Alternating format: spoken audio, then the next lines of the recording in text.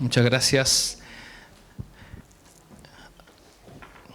Gracias le doy al Señor por la oportunidad que me da de traer la palabra del Señor en esta noche. Y también me alegro de verlo en la casa del Señor a cada uno. El Señor ha sido bueno.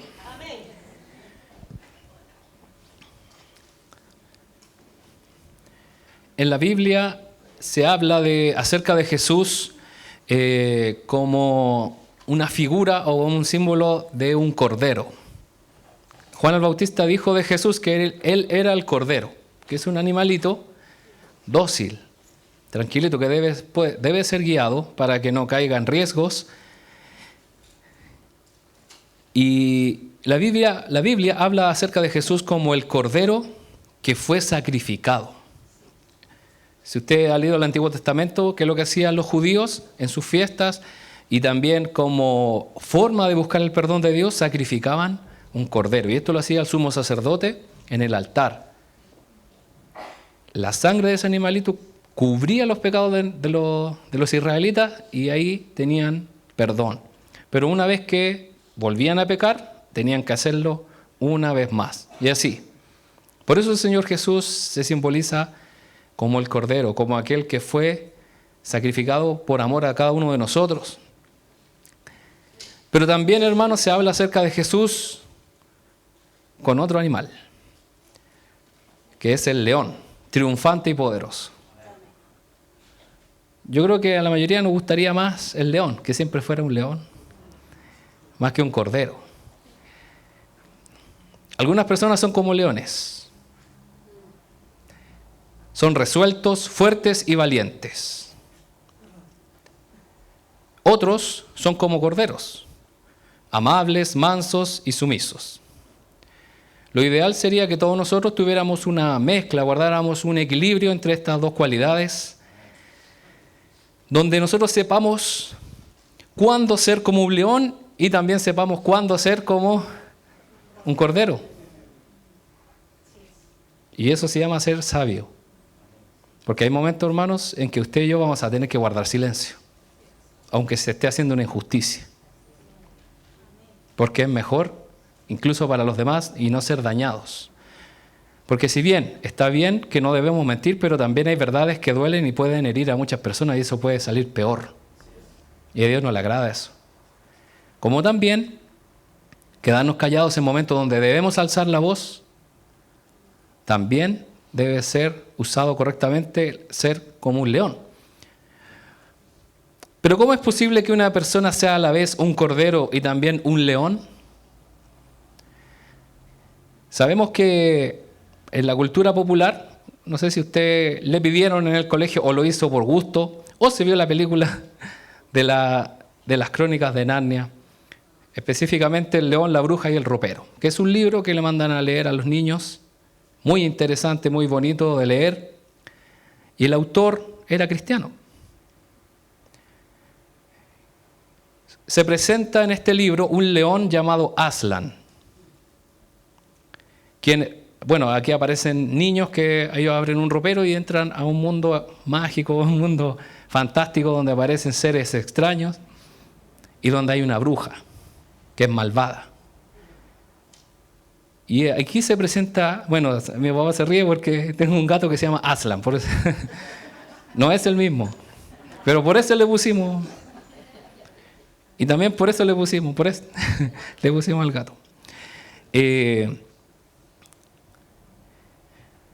Se presenta este león, quien es entregado a esta bruja para ser sacrificado. Esta bruja lo que quería hacer era matar a este león, porque este león traía paz, traía seguridad, y era como un león, traía estabilidad a esa tierra.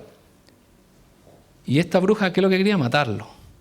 Y este león se entrega voluntariamente para que estos niños fueran salvados. Lo que nadie esperaba, lamentablemente le voy a hacer spoiler, hermano, si usted no ha visto la película, es que este león resucita. Debido a que la muerte hizo un retroceso al ver que era inocente. Este león era inocente, porque fue ejecutado en lugar de un traidor. ¿Le suena conocido? Y sabe, hermano, esta es la figura que este autor tomó de la Biblia, del libro de Apocalipsis. Él no tomó el león porque sí, Pudo haber tomado un tigre o algún otro animal que sea feroz, pero tomó un león. Porque en el libro de Apocalipsis habla del león de la tribu de Judá, y ese león es Jesús. Y en él se muestra, en el libro de Apocalipsis, que este león también era un cordero, como inmolado o como sacrificado. Tanto el cordero como el león nos muestran verdades que debemos aprender. Porque por algo el Señor toma estas figuras, esta forma. Y también habla, y esto es bíblico, no es que yo lo haya inventado, qué bonito es para los niños, es para nosotros, para todos. Y lo primero, hermano, que quisiera hablarle acerca de esto es que somos limpios por el cordero que fue sacrificado. Quisiera que pudiéramos ver el libro de Proverbios. Vamos a leer el capítulo 30. Vamos a leer los versículos 11 al 12.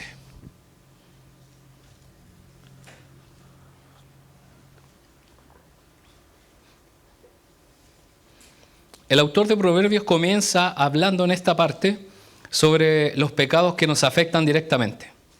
El libro de Proverbios es un libro práctico, es directo, no se anda por las ramas como se dice, sino que es directo.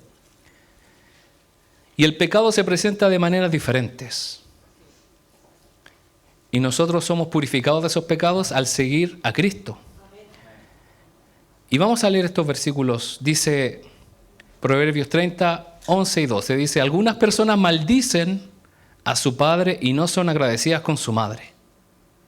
Se consideran puras en su propia opinión, pero están sucias y no se han lavado.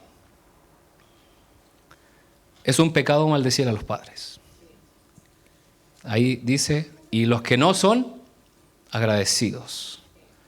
No dice a los buenos, a los que fueron buenos padres, sino que a los padres.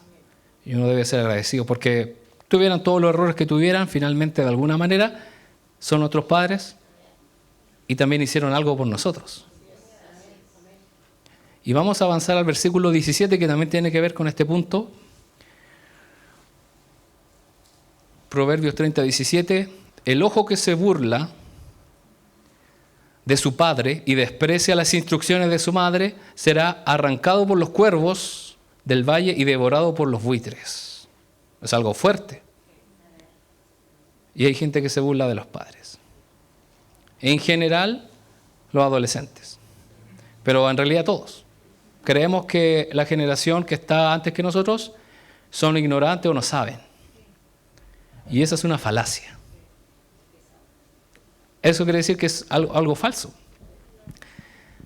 Las personas que han vivido más que nosotros por lo menos tienen la experiencia de saber cosas que han vivido y nosotros no. Siempre debe haber alguien mayor que nosotros. Y por eso también debemos tener cuidado con respetar. ¿Por qué le digo a los adolescentes, a los jóvenes? Porque son los primeros en creerse que se las saben todas. Y yo, bueno, por ser líder de jóvenes, sé del caso de cómo jóvenes creen que se las saben todas. Y realmente uno no los pilla nunca. Se las saben todas. Obviamente que es una careta. Pero es importante, hermanos, que no caigamos en estos pecados. No prestar la debida obediencia a nuestros padres, ni bendecirlos, es pecado. Ya a cierta edad uno se independiza o muchos se van del hogar y que lo que hay que hacer es preocuparse por ellos. Bendecirlos, agradecerles. Eso es lo que uno debe hacer, honrar. Y esta es una palabra que habla acerca de esto. Vamos al versículo 13. Dice que los pecadores contemplan a su alrededor con soberbia y miran a otros con desdén. Y esto se llama orgullo. El cual puede venir en forma de ojos que miran a otros. Una persona orgullosa ni siquiera es necesario que hable o que haga algún gesto. Con la sola mirada. Lo miran de arriba hacia abajo. Y hacen así. Este o esta me está hablando a mí. Y increíblemente esto sucede porque es de la condición humana. Somos orgullosos por naturaleza porque creemos siempre a veces tener la razón. Y no siempre va a ser así. Vamos a tener que reconocer que nos equivocamos. y que actuamos mal. Por eso dice, los que contemplan a su horror con soberbia y miran a otros con desdén. ¿Cuál es la idea de estos proverbios? Es que cada uno de nosotros podamos ir viendo estos puntos si los tenemos o no. Yo creo que sí. No lo digo por ustedes, sino por mí. Todos los tenemos en alguna medida y debemos ir cambiándolos. El versículo 14. Tienen los dientes como espadas y los colmillos como cuchillos. Devoran al pobre de la tierra y a los necesitados de entre la humanidad. No ayudar a los pobres y menesterosos es pecado. La primera parte habla acerca de nuestra boca, lo que nosotros hablamos. Porque no es necesario, hermano, pegarle a una persona físicamente o con un cuchillo, hacerle algo, pero cuando hablamos podemos destrozar a una persona. Y esto es literal. No sé si a usted le ha pasado que usted conversa con personas y esa persona a usted no lo están insultando ni nada, pero usted queda mal. Porque sus palabras son así. O esa persona es así. Devora todo lo que hay. Y eso también se resiente en el espíritu. Entonces, ¿qué debemos hacer? Orar por esas personas. Y si usted puede, hermano, trate de no juntarse tanto con él. Como consejo práctico. Ahora, si es su esposo o su esposa, va a tener que orar y va a tener que pedirle mucha sabiduría al Señor. Y pedirle una escofina o una lima bien grande o gruesa para poder limar aquellas cosas, esos colmillos afilados. Y cuando habla acerca de devoran al pobre de la tierra y a los necesitados de entre la humanidad, quizá usted o yo no lo hagamos, o digamos, yo en qué momento lo hago, pero sí lo podemos ver en personas que tienen alto poder adquisitivo, son dueños de grandes empresas que no les importa nada. Y en eso debemos tener cuidado nosotros. Y también nosotros debemos preocuparnos por aquellos que pasan necesidad. Principalmente a los de la familia de la fe y también a los que están allá afuera. Si usted no tiene cómo ayudar en grandes cantidades, aunque sea algo pequeño. Si tiene la posibilidad, lleve moneda, lleve sencillo, porque sí o sí, hermano, si usted se sube al metro, sí o sí, en algún momento le van a pedir. Y dice la Biblia que debemos ser generosos. Vamos a avanzar al versículo 20. Proverbios 30:20. La mujer adúltera devora al hombre, luego se limpia la boca y dice, ¿qué hice de malo? Bueno, aquí se refiere a la mujer, pero también es el hombre. Aquellos que... Y esto se refiere a los pecados de índole sexual, aquellas cosas que el Señor no le agradan y que las personas hacen sin ningún problema. No es malo para mí hacer esto. Bueno, está bien, pero para Dios es pecado. ¿Y qué es lo que deben hacer las personas que vienen quizás desordenados a la iglesia en ese sentido? Ordenar su vida. Si están con una persona que no es su esposo, deben casarse. Y si esa persona está casada, van a tener que hacer todo el procedimiento y si quiere después me consulta. Pero tiene que hacerlo.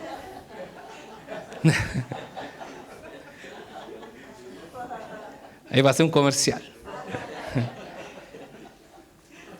Bueno, yo trabajo en una entidad cristiana y los pastores siempre me dicen, oiga, usted defienda a los narcotraficantes y todo. No, yo no me dedico a penal, así que no se preocupe. Ah, ¿y a qué se dedica usted? A familia. Ah, ¿usted divorcia? Sí. ¿Y cómo es posible que usted divorcie siendo cristiano? Porque, bueno, ahí habría que dar una cátedra acerca de lo que Moisés les permitió, así que gracias al Señor Moisés nos dio esa posibilidad. Y sabe, hermano, hay una cosa también, que hay valores y principios que están por sobre ciertas cosas, que es importante perseverar, que es como, por ejemplo, la seguridad e integridad de los niños. Porque si van a estar en un medio ambiente violento, eso Dios no le agrada. Entonces, eso de que usted tiene que aguantar por amor al Señor no es así. Bueno, cualquier cosa le pregunta a la pastora o al pastor, si es que tiene alguna duda. Y después a mí. Y hermano, si primera, como dice, primera consulta gratis. Entonces, Esto en el caso de los que están casados. Yo estuve explicando a los jóvenes que hay una diferencia entre el adulterio y la fornicación. El adulterio eso es aquello que cometen los que están casados. Y la fornicación es aquellos que no están casados. Y ambas cosas las prohíbe el Señor. Y las sigue prohibiendo y las seguirá prohibiendo. Porque pareciera que hoy en día, porque muchos han caído, muchos cristianos, jóvenes cristianos han caído, ya no vale. Y sí, sigue siendo importante para el Señor. Es importante que reconozcamos nuestra necesidad de ser limpiados. Si hay alguna de estas cosas que están en nuestra vida, debemos ir a aquel Cordero que murió por nosotros. Sabe que no hacer esto trae un peor estado posible. Y eso vamos a verlo en el versículo 12, que lo acabamos, o no lo hemos leído creo, vamos a leerlo, el versículo 12. Dice que se consideran puras en su propia opinión, pero están sucias si no se han lavado. La única forma, el único que nos puede limpiar de todo pecado y maldad es el Señor. Amén. Y si usted no ha orado, no le ha pedido perdón, no ha rendido su vida a los pies de Cristo, usted no está limpio. Porque pasa que muchas veces pecamos y decimos, el Señor ya sabe, el Señor me perdona. Y ni siquiera le hemos pedido perdón.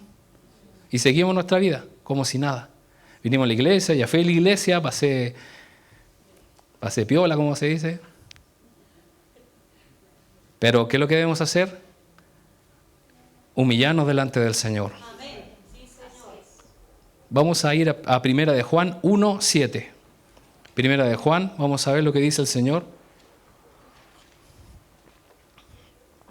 Primera de Juan 1:7. Aquí está hablando el apóstol Juan y dice, si vivimos en la luz así como Dios está en la luz, entonces tenemos comunión unos con otros. Y la sangre de Jesús, su Hijo, nos limpia de todo pecado. Usted, hermano, no se puede limpiar por pensar, ya, o porque vino a la iglesia, o porque cantó una canción. Usted tiene que venir a Cristo, tiene que en oración presentarle, en este caso el pecado, decirle, Señor, esto fue lo que hice. Y a veces lo adornamos, Señor, si es que tengo pecado. Sí, el Señor dice, sí, te confirmo que sí, hay pecado. Yo a veces estoy orando y le digo, Señor, si es que yo he caído, como que me siento tan... sí he pecado, Señor, perdóname. Y debemos pedirle perdón al Señor y el Señor nos va a limpiar. Y si usted, hermano, lo ha hecho con sinceridad, no deje que ningún sentimiento de culpa lo atormente. Porque si usted sigue sintiendo culpa, no es problema de Dios porque Dios ya lo perdonó. Dice que el Señor ya nos limpió de todos nuestros pecados, sino que puede ser otra cosa, el enemigo. Pidamos, hermanos, siempre en oración a Dios que Él limpie nuestros pecados, que Él limpie nuestros ojos. Como dice, como lo leíamos ahí en Proverbios, que no busquemos ser limpios según nuestros propios parámetros, según nuestra propia opinión. Porque según nuestra propia opinión yo soy bueno, yo soy mejor que el otro, porque el otro hace cosas peores. Siempre va a haber alguien peor que uno. Pero no debemos compararnos. Debemos ser limpios de acuerdo a lo que Dios estableció y eso está en su palabra. Y la vara es bastante alta, porque debemos parecernos al Señor Jesús. Y eso es bastante complicado. Entonces lo primero, debemos ser limpios por el Cordero que fue sacrificado. Gracias a Él somos limpios. Lo segundo, hermanos, es que debemos celebrar el triunfo del Señor. Jesús se muestra como el león que puede transformar las situaciones. ¿Y qué hizo este león? Resucitó. El Señor resucitó al tercer día. Y sabe, hermano, el Señor puede invertir los papeles con nuestros enemigos espirituales. O sea, si nos van ganando, ¿qué puede hacer el Señor? Que nosotros vayamos ganando y ellos perdiendo. Como una remontada. En un partido de fútbol, por ejemplo, van perdiendo 2-0 y de repente van 3-2. El Señor es la causa de nuestro gozo y celebración. El pueblo de Dios se caracteriza o se deberá caracterizar por la alegría. No estamos de luto porque el Señor Jesús resucitó. El Señor está vivo. Por eso nosotros los cristianos nos gusta celebrar la Navidad, porque celebramos la victoria de nuestro Dios por su venida también. Y una historia de celebración que comenzó en algo terrible, en algo muy feo, terminó en celebración, en la historia de Esther. ¿Usted ha leído el libro de Esther? Esther era una jovencita hebrea que vivía en este imperio que obviamente era extranjero, asirio, y resulta que este rey peleó con su esposa, el rey Asuero, peleó con su esposa Basti. Entonces instauró el primer concurso de Miss Universo ahí para elegir a la más linda para quedarse él como su esposa. Y él eligió y ganó Esther. Había un hombre malvado llamado Amán que quería destruir a los judíos y él se movió para hacerlo. Y ella tenía un tío o primo, bueno, la traducción es muy complicada ahí, pero era un familiar cercano que se llamaba Mardoqueo.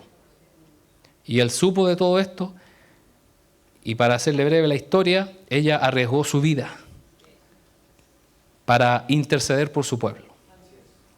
Porque ella no le podía hablar al rey directamente. Y ella no podía ver al rey hasta que a él se le ocurriera. No sé si usted por casualidad vio, no la recomiendo, pero si es que la vio, yo creo que le va a hacer sentido la serie El Sultán. Las mujeres estaban totalmente apartadas del sultán y solamente cuando él lo pedía ellas se podían acercar. Y eso viene de estos imperios otomanos, todo eso viene también de esa parte de Irak, Irán, donde estaban estos pueblos donde la mujer no se podía acercar al hombre a no ser que él lo dijera. Pero ella se arriesgó y ella fue y entró donde estaba este hombre y la única forma que ella se salvara de la muerte era que este hombre con su cetro le extendiera y dijera, ok, tienes permiso. Y así fue. Se salvó Esther. Y ahí ella le dice que su pueblo iba a ser exterminado por este malvado hombre. Y finalmente este rey detiene todas aquellas cosas, pero como no podía evitar este edicto, hace otro edicto diciendo que los judíos se defiendan. Y vamos a leer solamente 2 versículos. En Esther, capítulo 9, del 1 al 2.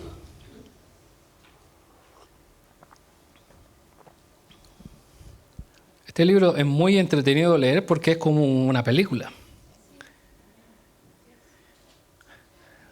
Así que, el 7 de marzo, los 2 decretos del rey entraron en vigencia. Ese día, los enemigos de los judíos tenían la esperanza de dominarlos. Pero ocurrió todo lo contrario. Fueron los judíos quienes dominaron a sus enemigos. Los judíos se reunieron en sus ciudades, en todas las provincias del rey, para atacar a todo el que intentara hacerles daño. Pero nadie pudo hacerle frente porque todos les tenían miedo. Este hombre, Amán, hizo un edicto y este rey firmó, obviamente sin tener noción de lo que estaba pasando, de que iban a tener permiso todos los que le tuvieran mal a los judíos y los podían matar.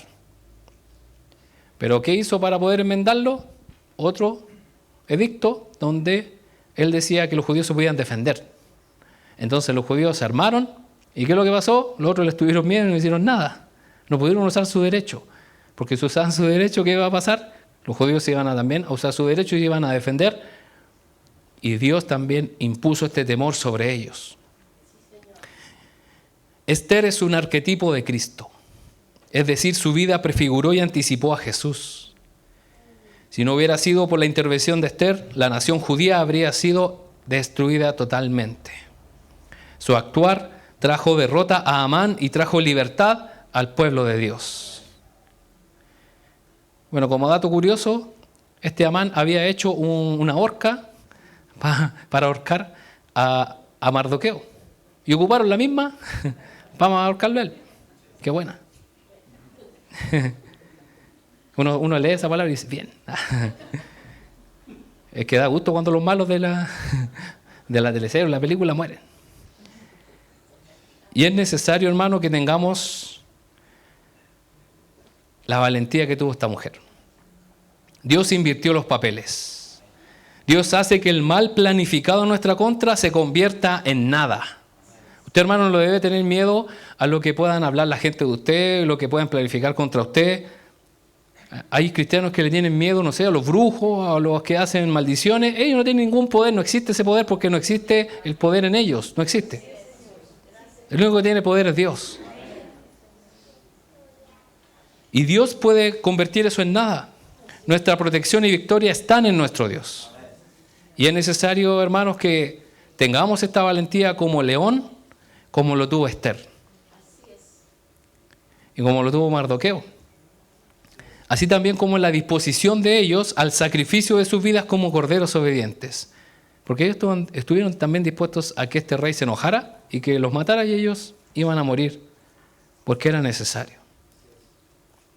Y el versículo 22 ahí en Esther 9, versículo 22, mire lo que hicieron los israelitas, los judíos. Le dijo que debían celebrar esos días con alegría y festejos, obsequiándose porciones de comida unos a otros y haciendo regalos a los pobres. Ese festival conmemoraría el tiempo en que los judíos quedaron aliviados de sus enemigos, cuando su dolor se convirtió en alegría y su duelo en gozo. ¿Qué hicieron? Ellos celebraron. Y nosotros deberíamos celebrar a Cristo nuestro Señor, quien nos salvó. ¿Y cómo lo hacían ellos? Ellos celebraron la victoria de Dios bendiciendo a otros con los alimentos. Y cuando usted está alegre, ¿qué es lo que le nace? Generosidad. Yo quiero tomar esta bendición y compartirla. Y eso es la mejor alegría. Y el Señor convirtió el dolor en alegría y su duelo en gozo. Y esto fue lo que hicieron. Alegres. Y el pueblo de Dios, como le decía, hermano, ¿cómo se caracteriza? Por ser alegre, por ser contento. A veces por internet uno ve a algunos predicadores que sí bien enseñan bien buenas cosas, de repente son medio amargados. Entonces de repente se les olvida que debemos ser alegres en el Señor.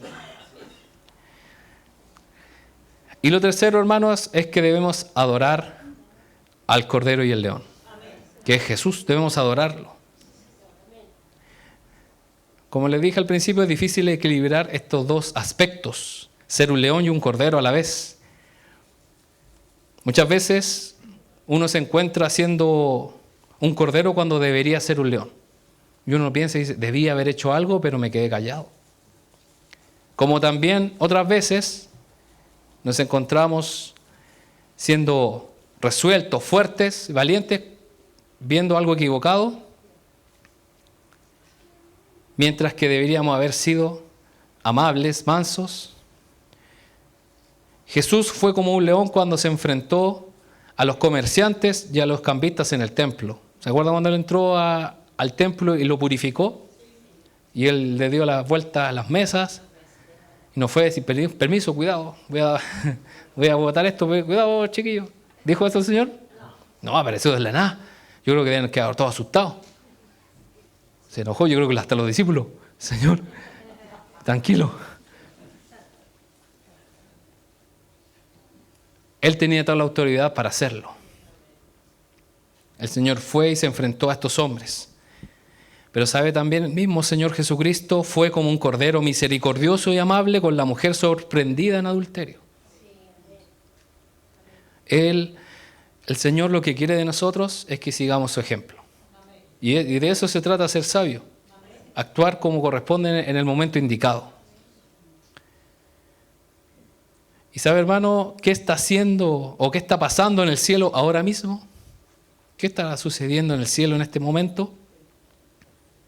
Lo vamos a leer en Apocalipsis 5:1.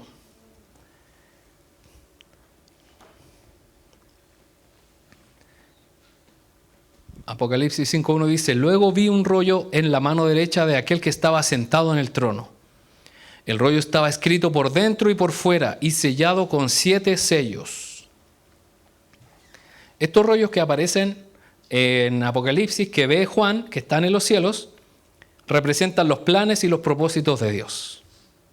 Y nadie en la tierra tenía acceso a ellos, porque estaban sellados con 7 sellos. Es como si tuvieran 7 candados distintos y se necesitaran 7 llaves. Y ni siquiera tenemos cómo acceder a la primera llave. Es imposible acceder a la información que aparece en esos rollos. Sigamos leyendo del 2 al 5. Vi un ángel poderoso que proclamaba con fuerte voz: ¿quién es digno de romper los sellos de este rollo y abrirlo? Pero nadie en el cielo, ni en la tierra, ni debajo de la tierra podía abrir el rollo y leerlo. Entonces comencé a llorar amargamente porque no se encontraba nadie digno de abrir el rollo y leerlo. Pero uno de los 24 ancianos me dijo: deja de llorar. Mira, el león de la tribu de Judá, el heredero del trono de David, ha ganado la victoria. Él es digno de abrir el rollo y sus 7 sellos. No había nadie en todo el universo que pudiera abrir eso. No era digno nadie de abrir y conocer los propósitos de Dios, excepto uno: Jesús, el león de la tribu de Judá. Y aquí aparece este león en gloria y majestad, con toda su realeza. Jesús es el único que puede abrir los secretos de la historia. Es el único que sabe el futuro. No lo saben aquellos que leen unas cartas, una mano. No tienen idea. Porque si no serían millonarios. ¿Quién va a ganar este partido? ¿Quién va a ganar esto? El loto. Pero no tienen idea. El único que conoce los misterios de la humanidad es el Señor. El único que conocía el plan de salvación era Jesús. Y su propósito también para cada uno de nosotros. Y le quiero decir, no lo conoce tampoco el pastor. El pastor o nosotros los líderes no conocemos el propósito de Dios para cada uno de ustedes. Solo Dios. Por eso nosotros le recomendamos que usted ore y busque al Señor y que Él le revele cuál es el propósito para usted. Porque no es que ya hagamos una fila. Usted, el Señor lo mandó a enseñar, usted lo mandó a servir, usted. Sería genial. Porque así uno no ora. Y al Señor, a mí el pastor me dijo que tenía que hacer esto y por eso estoy aquí. No, uno lo tiene que buscar. Y sabe, el Señor lo puede sorprender y puede, no sea uno, sino 2 y 3 habilidades, talentos y ministerios que el Señor le puede dar. Sigamos ahí los versículos 6 al 8. Entonces vi un cordero que parecía que había sido sacrificado. Aquí aparece el cordero. Pero que ahora estaba de pie entre el trono y los 4 seres vivientes y en medio de los 24 ancianos. Tenía 7 cuernos y 7 ojos que representan los 7 aspectos del Espíritu de Dios, el cual es enviado a todas las partes de la tierra. Él pasó adelante y tomó el rollo de la mano derecha del que estaba sentado en el trono. Y cuando tomó el rollo, los 4 seres vivientes y los 24 ancianos se postraron delante del Cordero. Cada uno tenía un arpa y llevaba copas de oro llenas de incienso, que son las oraciones del pueblo de Dios. Aquí hay mucho simbolismo que es complicado de explicar uno por uno. Quizás en alguna ocasión venga los martes, el Señor puede, pero es complicado. Y el Cordero, hermanos, dice la palabra acá en estos versículos, que el Cordero es adorado por todo el orden creado y la iglesia entera se postra delante de él. Todos se postran delante del Cordero. Y este es un hecho sorprendente, el versículo 8. Cada uno de estos 24 ancianos, ¿qué es lo que llevaba? Un arpa que tiene que ver con la adoración, con los cánticos delante del Señor. Y también llevaban copas de oro llenas de incienso. ¿Usted sabe lo que es el incienso? Es un perfume exquisito, especial, único, carísimo. Este incienso que uno conoce comúnmente no es nada, es realmente algo malo. Es molesto, pero el real incienso es algo muy especial. ¿Y qué es esto? Son las oraciones del pueblo de Dios. Nuestras oraciones afectan la adoración en el cielo. Cuando usted ora bendiciendo el nombre del Señor, las copas que tienen estos 24 ancianos se empiezan a llenar. Entonces de nosotros depende que el Señor sea alabado. Y esto es algo simbólico, pero también enseña una verdad espiritual del cielo. Por eso dice que se haga tu voluntad en el cielo como en la tierra. Cuando se hace la voluntad del Señor aquí, se hace también en los cielos. Nuestras oraciones llenan las copas de oro del cielo. Nuestra oración en verdad marca la diferencia. Y espero que ningún anciano quede decir la copa llena. Chuta, la mía no la llenaron los del Señor proveerá. Están medio falta. Vamos a ponerle empeño. Y los versículos del 11 al 14, para cerrar esta lectura. Entonces volví a mirar y oí las voces de miles de millones de ángeles alrededor del trono y de los seres vivientes y de los ancianos.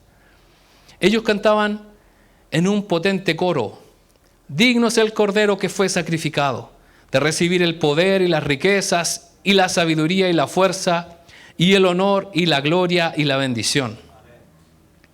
Y entonces oí a toda criatura en el cielo, en la tierra, debajo de la tierra y en el mar que cantaban. Imagínense, todos cantando. Bendición y honor y gloria y poder le pertenecen a aquel que está sentado en el trono y al Cordero por siempre y para siempre. Y los 4 seres vivientes decían: amén. Y los 24 ancianos se postraron y adoraron al Cordero. Juan hizo lo que pudo para describir esto. Y yo lo admiro, porque quizás yo hubiese escrito nada al ver todo esto. Hubiese puesto no. Es algo impresionante. ¿Se ha quedado usted sin palabras cuando ha visto algo maravilloso que no se puede decir? Pero Dios le dio gracia a este hombre para poder mostrarnos algo. Qué poderoso será poder contemplar ese maravilloso coro de millones de ángeles adorando al Cordero de Dios. Y en el cielo, hermanos, hay muchas cosas que desconocemos. No solo, porque a veces como cristianos pensamos que está Dios, los ángeles y nadie más. Está todo el cielo blanco y no hay nada. Ya sabemos por esta lectura que hay 24 ancianos que no son viejitos, sino son personas con autoridad. A eso se refiere la palabra. Y que simbolizan las 12 tribus de Israel y los 12 apóstoles. Y también hay seres poderosos que tienen funciones y propósitos específicos, porque habla de los seres vivientes. En el libro de Job, cuando Satanás se presenta delante de Dios, dice que él se presenta en la corte celestial. O sea, Dios tiene una corte, tiene jerarquías de sus seres, de seres vivientes. Entonces todo lo que sucede al cielo no es porque Dios lo haga porque sí, sino porque hay un orden. Y tiene que hacerse bien. Y nosotros no estamos siendo vistos solamente por Dios, sino también por toda esa corte celestial. No es que le quiera meter miedo, hermano. Y todos ellos se inclinan y adoran a Jesús nuestro Señor. La actividad en el cielo consiste en adorar a Jesús. Fuimos creados para darle gloria a nuestro Señor, quien es el león y también el cordero. El Señor, hermano, merece que le conozcamos. Por eso busquemos en la palabra del Señor todos los días su revelación. El Señor Jesús merece que le adoremos, que sigamos su maravilloso ejemplo. Es muchas veces difícil, pero sí es posible porque Él lo hizo. El Señor quiere que seamos obedientes a su palabra, que seamos obedientes a nuestros padres, que oremos con devoción todos los días para llenar esas copas de oro, de incienso, de un olor fragante. Recuerde que nuestras oraciones son preciosas, todas. A veces, no, es que yo no oro bien, no, es que mis palabras no son quizás como la del pastor o el líder. No importa. Esas oraciones, incluso la de los pequeños. Las oraciones de los niños son maravillosas, son cortitas, pero son genuinas. Y los que hacen clase con los niños le dicen, ¿usted quiere orar? Sí, y salen oraciones que uno dice, qué impresionante. Todas ellas llenan las copas celestiales de este perfume que al Señor le agrada. Le invito, hermano, a que pueda ponerse de pie. Vamos a orar. Y vamos a adorar y a bendecir el nombre del Señor con nuestras vidas. Bendito Dios, Te bendecimos, te adoramos. Tú eres el león de la tribu de Judá, quien ha vencido a todos tus enemigos. Y también te presentas como el Cordero de Dios, que fue inmolado, que fue sacrificado. Señor, queremos volvernos más como Jesús. Mi Dios, ayúdanos y danos sabiduría para saber cuándo ser resueltos, valientes como un león. Pero también ayúdanos y dinos cuándo ser mansos y humildes y amables como un cordero. Ya que tú mantuviste, Señor, te mantuviste en silencio por amor a nosotros, teniendo todo el poder, toda la autoridad. Gracias porque tú limpias nuestros pecados con tu sangre preciosa. Gracias, Señor, porque tenemos un motivo de celebrar tu triunfo, tu victoria, mi Dios. No importa lo que podamos vivir en esta tierra, sabemos que tú ya has vencido. Y mi Dios, qué maravilloso e importante es adorarte a ti, porque todos los cielos y la tierra proclaman tu grandeza. Incluso la creación completa te bendice y te alaba. Qué maravilloso eres, Señor, porque aún nos das de tu gracia y tu misericordia en nuestro diario vivir. Y ayúdanos, Dios, a contemplar tu gloria y tu majestad. Bendice a tu iglesia para que cada día busquemos más de ti y podamos comprender la maravillosa obra y propósito que tienes con nosotros. Mi Dios, bendice a tu iglesia en esta noche. Te lo pedimos en el poderoso nombre de Jesús, nuestro Señor y Salvador. Amén y amén. Que el Señor les bendiga, hermano.